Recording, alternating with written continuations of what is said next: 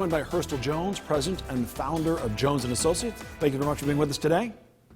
You bet, Brian. Thanks so much for having me. Now, if you're lucky enough to have made it through our current situation with a job, where do you see potential for successes financially in the market or elsewhere? Well, Brian, I think for those still employed, this is obviously a good thing, as it means income is still coming in regularly. And in that case, this is definitely a good opportunity to start building a cash reserve or a rainy day fund, if you will. This really provides a cushion for any unforeseen expenses that may come up, or if you happen to lose your job, it can help with continuing to meet expenses while looking for work. And even if you start slow, if you contribute something each check, it will really build to help, to help you when issues do in fact arise.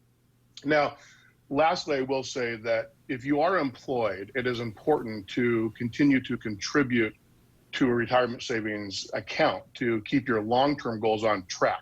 Don't let something short-term mess your long-term, plan up, if you will.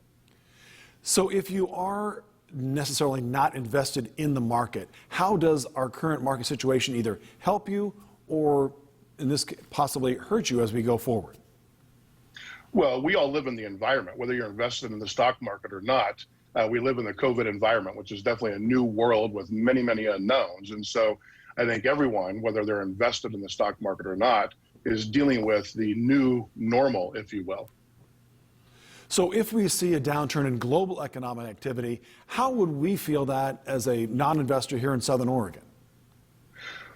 Well, the number 5% has been kind of in the news lately. And I'll tell you, if a 5% reduction in activity, if sustained, that would be a very large long-term negative for job growth, which would more likely be job contraction, if you will, which would also have a very negative impact on spending.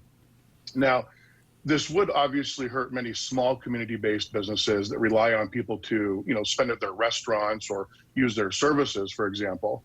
But now the recent reduction in economic growth was largely due to the necessary shutdown to reduce the spread of COVID-19, obviously. So I think the real question is, going forward, can we start to regrow the economy while still keeping some level of containment of the virus spread?